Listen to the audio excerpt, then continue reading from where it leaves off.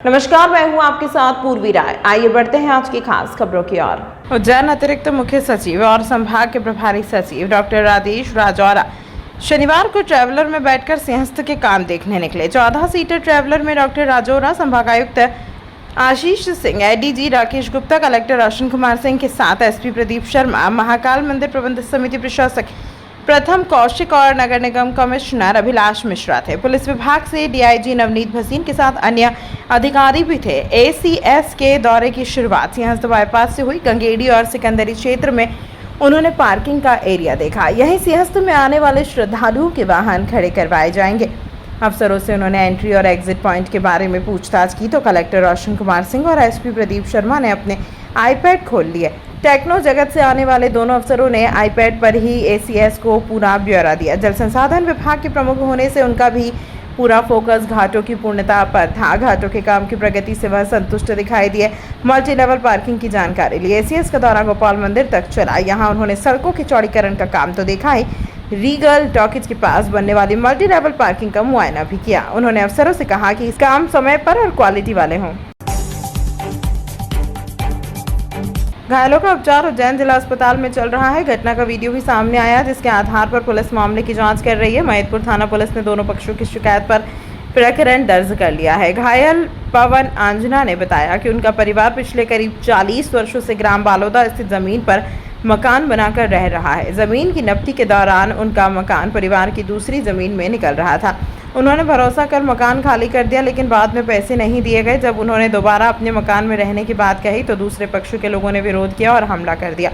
उनका आरोप है कि आधा दर्जन से अधिक लोगों ने मारपीट की, जिसमें 2 लोग घायल हो गए। घायलों के सिर में गंभीर चोटें आई हैं। उन्होंने पुलिस से निष्पक्ष जाँच और न्याय की मांग की है। घायल फरियादी ने पुलिस को दिए बयान में बताया कि उसका और बाबूलाल आंजना का खेत आसपास स्थित है तथा दोनों खेतों की सीमा एक ही सेड़ा से जुड़ी हुई है। पटवारी और राजस्व अमले द्वारा जमीन की नब्ती के दौरान पता चला कि उसका मकान बाबूलाल की जमीन में निकल रहा है। वह मकान खाली कर सामान निकालने की बात कर रहा था, तभी लोग पहुंचे और उसे ऐसा करने से रोकने लगे। इसी बात पर विवाद बढ़ गया। आरोप है कि आरोपियों ने पहले गाली गलौज की और विरोध करने पर मारपीट शुरू कर दी। महिदपुर थाना पुलिस ने दोनों पक्षों की शिकायत के आधार पर क्रॉस केस दर्ज कर लिया है। घटना का वीडियो भी सामने आया है, जिसकी जाँच की जा रही है। पुलिस का कहना है कि मामले की निष्पक्ष जांच कर तथ्यों के आधार पर आगे की कार्रवाई की जाएगी। हम गांव बालोदा में रहते हैं, महिदपुर तहसील के पास।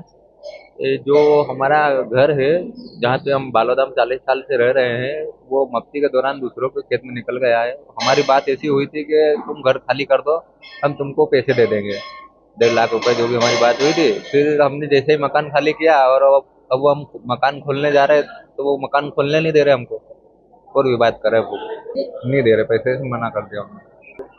कल अचानक हमला हुआ। हमने बोला कि हम हमारा मकान निकाल लेते हैं, अगर आप पैसे नहीं दे रहे, तो उन्होंने विवाद कर दिया। 7-8 जने थे। ये लोहे की राड से और डंडों से 2 लोग घायल हैं। हाँ, है वीडियो है, जो बालोदा में महिदपुर तहसील में, महिदपुर में लिखाई है अभी, जिसकी हमारी कोई सुनवाई नहीं हो रही है। हम चाहते हैं कि हमारा जल्दी से जल्दी संशोधन हो, हमारे साथ जो अन्याय हुआ है उसका समाधान हो। पवन आंजना तो परिवार के हैं।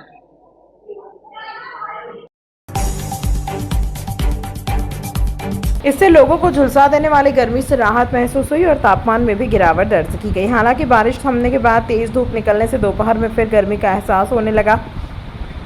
पिछले कई दिनों से उज्जैन में लगातार तेज धूप और लू जैसे हालात बने हुए थे, जिससे आम जनजीवन प्रभावित हो रहा था। इन दिनों सुबह की आर्द्रता 63 से 71% के बीच तथा शाम की आर्द्रता 24 से 30% तक दर्ज की जा रही है। शनिवार सुबह मौसम में आए बदलाव के बाद तापमान में उल्लेखनीय गिरावट महसूस की गई। सुबह करीब 7 बजे तापमान 27 डिग्री सेल्सियस दर्ज किया गया। मौसम विभाग ने दिन का अधिकतम तापमान 37 से 39 डिग्री सेल्सियस के बीच रहने का अनुमान जताया। बारिश शुरू होते ही सड़कों पर लोगों ने राहत की सांस ली। हालांकि मौसम विशेषज्ञों का कहना है कि अभी पूरी तरह गर्मी से राहत मिलने में कुछ समय लग सकता है। 28 मई को अधिकतम तापमान 42.5 डिग्री सेल्सियस दर्ज किया गया था, जबकि 29 मई को यह 40 डिग्री सेल्सियस रहा। न्यूनतम तापमान भी 27 से 28 डिग्री सेल्सियस के बीच बना हुआ था, जिससे रात के समय भी लोगों का गर्मी से राहत मिल पा रही थी। इस अंक में फिलहाल इतना ही। अगले अंक में फिर मुलाकात होगी, तब तक के लिए नमस्कार।